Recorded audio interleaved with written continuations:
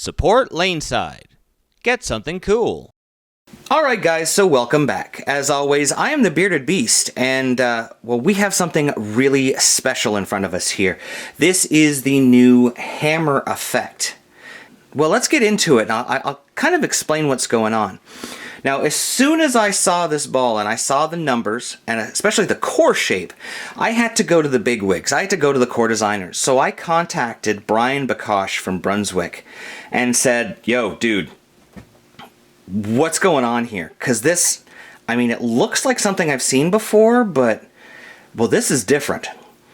And according to Brian, he said that the core body in this is the hourglass shape similar to the Vibe, which puts more mass above and below the core center. Now, I remember years ago talking to the guys at Ebonite, and they did a lot of research into the placement of mass above and below the equator to create more continuation. So as soon as I heard that, I was like, okay, all right, so we're going to have a little bit of a Vibe look here. But then it's got some, well, it's got a mass bias. The Vibe doesn't have a mass bias. So Brian continued, it has an extruded sphere feature in the same area of the Widow gas mask to create its asymmetry. So what you're telling me is they took the Vibe, which is super good, and then they took the Widow series, which is like super good, and they put them together. Now, wrapped around it is a brand new HK22 cover stock, which is, well, in talking to Brian, he said that this is definitely like nothing else that anyone has thrown in the brands of Brunswick. They found a new additive package, or a new combination of additives that literally glues this thing to the lane. Like, when it sees friction, it has a footprint on it that's like, well, like nothing else that we've ever seen. So to make sure that we get the most out of this ball, I'm actually going to lay out each one separately so that you can see the layouts that we're using for our bowlers. I hope you enjoyed our first layout video with Old Guy Wayne's hammer effect. Next, we're doing one for our matched player, Scoops. So as we said, we want this ball to definitely see the mid lanes. Not that it's going to need a lot of help with the HK22 Cohesion Pearl cover stock, but we want to make sure that we get the ball to use its dynamics in the right place on the lane. So for this one, we're going to go with a 50-degree drill angle, which means it's going to be looking to start spinning up, well, generally around the mid lanes. That's what we want. We want it to see the mid lanes and be able to have enough energy in the back end when it sees the friction to really peel back. And to help that out, we're going to go with a 4.5-inch pin to pap. Now, we went with a longer one for Wayne because we wanted to make sure that that ball had as much energy at the friction as we possibly could get.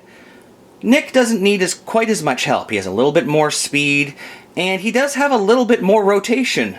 Well, actually, a lot more rotation than Wayne does. So we don't want it to be uncontrollable at the break point, but we still want it to have a significant motion to the pocket. So to complement that, we're going to go with a 40-degree valve angle here. Mark that off. Now, earlier today, we did go to the bowling center, and I was able to get Nick's pap. You can see that right over here. And we were lucky. It hasn't changed that much. He was at 5 inches across and just under 1/2. We'd always rounded it up to 1/2 vertical. He's now at 1/2 vertical. So it didn't change a lot, but it has changed a little bit.